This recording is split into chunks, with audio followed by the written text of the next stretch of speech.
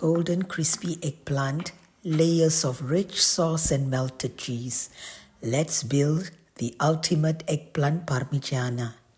It's the dish I'm always asked to bring for gatherings in our little Italian village. This is my version, true to tradition, but made with love for all my gluten-free friends. Here I have 4 medium to large eggplants. Just chop off both the ends. This will create a stable base for us to slice all our eggplants. We're just going to slice them not too thick, not too thin.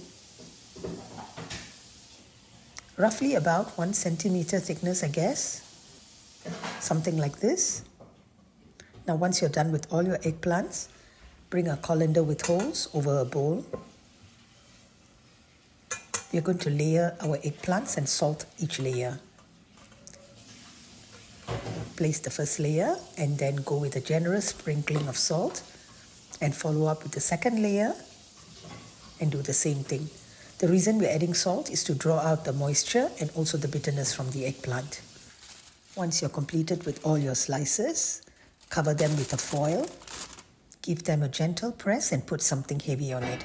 I use my Dutch oven cover. Okay, now let's start building our sauce. Here I have half of a large onion, a green chilli and also a carrot. Just give the onions a very rough chop. The same thing with the carrot. Don't worry about it being perfect because we are going to blend them. Now, the special ingredient that I'm bringing to this dish is this green chilli. I have a very, very long green chilli. You can use the whole thing, but I'm using just more than half of it. Now this is going to add a very unique, beautiful touch to this dish. What it's going to do is cut through the acidity and sweetness of the amount of tomatoes we're going to be using, and it brings the brightness to the dish without any heat. Then add olive oil and a little bit of water. Please remember all the ingredients are in the description. Give them a very quick blend in a chopper or a blender until they become a paste like this. Now bring a pot over low heat, add in your paste, add a little water to the chopper or the blender. We want to keep all the good stuff.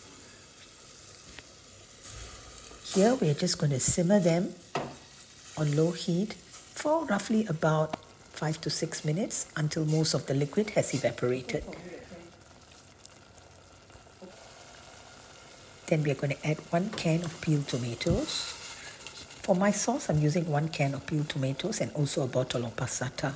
You can use either or 2 cans of tomatoes or 2 bottles of passata. It's really up to you. But this combination really brings a very nice balance. Now simmer this for about a minute or 2, then go in with your passata. Pour that in.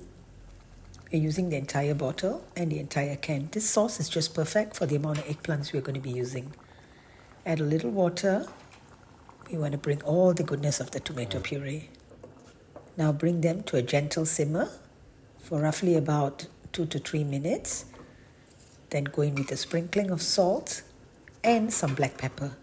Don't oversalt this dish because later we'll be using cheese and all that. That adds additional salt. So just go easy on the salt. And crush in some dried oregano. Mix them well. Once they come to a gentle simmer, we're going to cover them and just leave them to cook for about 20 to 25 minutes, undisturbed. When it's ready, turn off the heat. And here we're just going to tear in some very fresh basil. Not too much, probably about 4 to 5 leaves, that's it. And we're going to keep this aside to cool. Let's get to our eggplants. Remove the foil and give another gentle press. With a kitchen paper or a clean towel, just pat them dry to make sure there's not much moisture left. Notice each of those slices have become much thinner. Most of the moisture has actually been drawn out. Just give a very light pat to all of them. This is the moisture we have drawn out. Now we are ready with all our eggplant slices. Here I have a plate of rice flour. Now this is the thing I wanted to tell you. You don't have to use breadcrumbs, you don't have to use regular flour. Rice flour is perfect for a gluten-free coating, and also it makes the eggplant crispier. Now heat up a pan of oil. Coat each eggplant slices with the rice flour. Dust them and add them to the oil. You can add about 5 or 6 pieces at a time, or slices at a time. Now we're just going to gently fry them on both sides until they become a nice golden color. And notice they're actually crispy. Now we have all the slices ready. Let's get to the final prep before we build it. I have 2 pieces of really fresh, beautiful mozzarella cheese.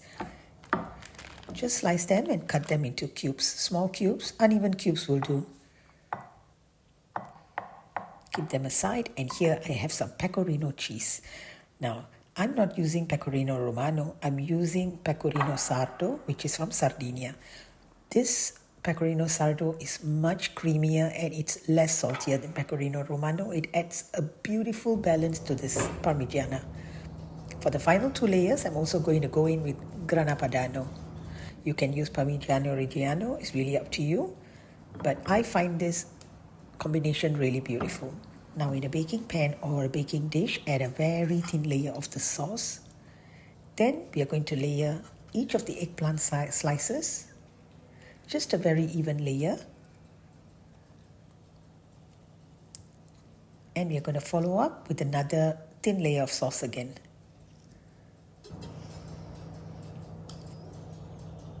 Now after this layer is when we're going to start building everything together.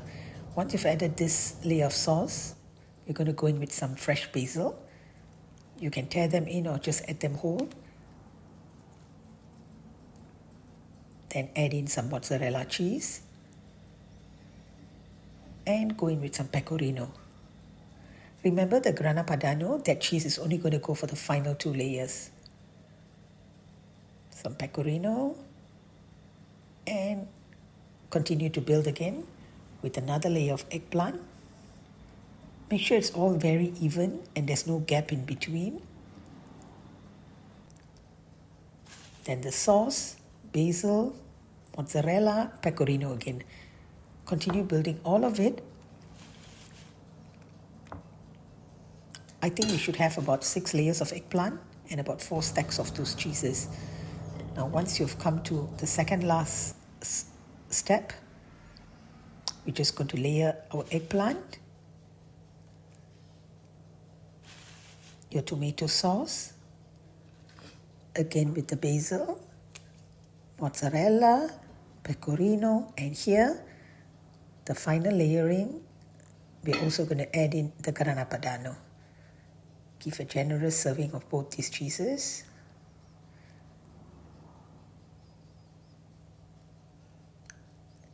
And another layering of the grana padano will only go in later after we are doing a halfway bake. Now the final layer of the eggplant goes in. And the final layer of your sauce.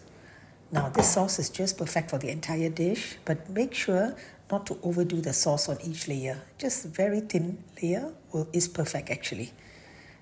Now notice it's all gone. Okay. Now here we're just going to cover them gently with foil. Be very careful not to press onto the top. And bring them to your preheated oven at 180 Celsius for roughly about 30 minutes. Covered. Then remove them.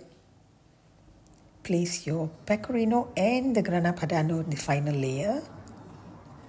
Now bring them back to the oven, uncovered, to bake for another 10 minutes. Now notice it's all melted. You have a beautiful eggplant parmigiana here. The chili just added a beautiful depth to the sauce. No heat at all completely. It added a beautiful brightness to the dish. It's the perfect eggplant parmigiana, and I really hope you try them, make them, and let me know how it goes. You can also bake or grill your eggplant slices, but really the frying method, well, it does take it to another level. It is tastier. At the same time, this is a perfect dish if you're having a gathering the next day. You can actually make it a hit one day, bake them, cool them, put it into the fridge, covered, and the next day just rebake them the same way. It is even tastier the next day. And if you don't have all the cheeses available, just use whatever you have at hand, and I believe it'll still turn out beautiful. Take care. I hope you make this one, and I'll see you on another video.